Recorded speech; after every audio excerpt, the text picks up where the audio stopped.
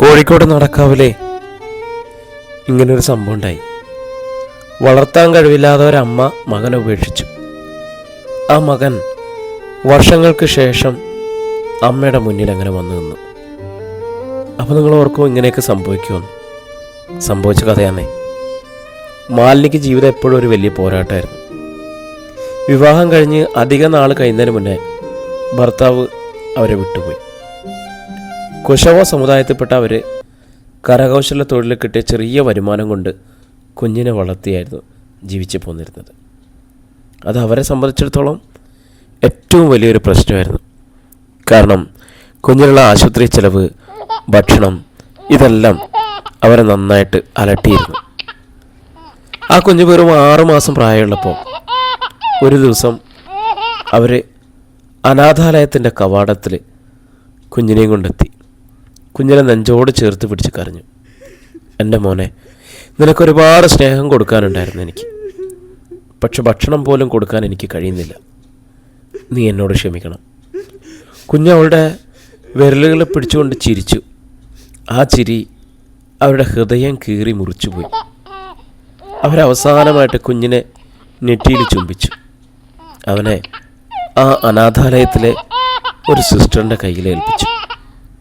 വർഷങ്ങളങ്ങനെ കടന്നുപോയി. ആ കുഞ്ഞ് ആര്യൻ എന്ന പേരിൽ ഒരു വിദ്യാർത്ഥി നേതാവായിട്ട് കോളേജിലെ മികച്ച പ്രാസംഗികനായിട്ട് വളർന്നു. എന്നാൽ മനസ്സിൻ്റെ അടിയറകളിൽ എപ്പോഴും ഒരു ശൂന്യതയാണ്. തൻ്റെ അമ്മ ആരാണ്, അച്ഛൻ ആരാണ് എന്നൊരു ചോദ്യത്തിൻ്റെ ഭാരവുമായിട്ടാണ് അവൻ ജീവിച്ചത്.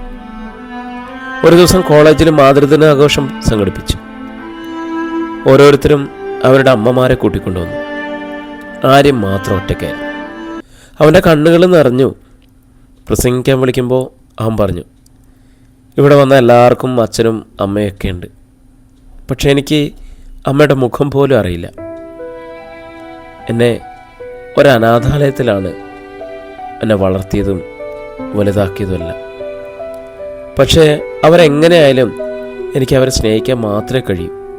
കാരണം ആ ഒരു സ്ത്രീയാണ് എനിക്ക് ജീവൻ തന്നത്. അത് മാത്രമാണ് എനിക്ക് എൻ്റെ അമ്മയെക്കുറിച്ച് അറിയുന്നത്. ഹാളിൻ്റെ പിൻവശത്ത് വയസ്സിൻ്റെ ചുളിവുകളാൽ മൂടപ്പെട്ട മുഖമായിട്ട് ഒരാൾ നിശബ്ദമായി കരഞ്ഞുകൊണ്ടേയിരുന്നു. മാലിനി. അവർ വർഷങ്ങളായിട്ട് ഓരോ പരിപാടിയിലും മകനെ അകലത്ത് വെച്ച് നോക്കിക്കൊണ്ടിരുന്നു. പക്ഷെ സമീപിക്കാനോ സത്യം തുറന്നു പറയാനോ ഉള്ള ധൈര്യം അവർക്കുണ്ടായിരുന്നില്ല. ആ ദിവസം പരിപാടിയെല്ലാം കഴിഞ്ഞിട്ട് ആര്യൻ പുറത്തേക്ക് നടന്നു. പിന്നിൽ നിന്നൊരു ശബ്ദം കേട്ടു, മോനെ. അവൻ തിരിഞ്ഞു നോക്കി. ഒരു പരിചയമില്ലാത്തൊരു സ്ത്രീ കണ്ണ് നിറച്ചുകൊണ്ട് അങ്ങനെ നിൽക്കുന്നു. ഞാൻ നിന്നെ അനാഥാലയത്തിൽ വിട്ടുപോയ അമ്മയാണ്, മാലിനി വിറച്ചുകൊണ്ട് പറഞ്ഞു. ആര്യൻ പെട്ടെന്ന് നിശബ്ദനായിട്ട് നിന്നുപോയി. അവൻ്റെ മനസ്സിൽ ഓടിക്കയറിയത് എല്ലാ വർഷങ്ങളും താൻ തനിച്ചാവുന്ന ശൂന്യതയിലേക്കാണ്.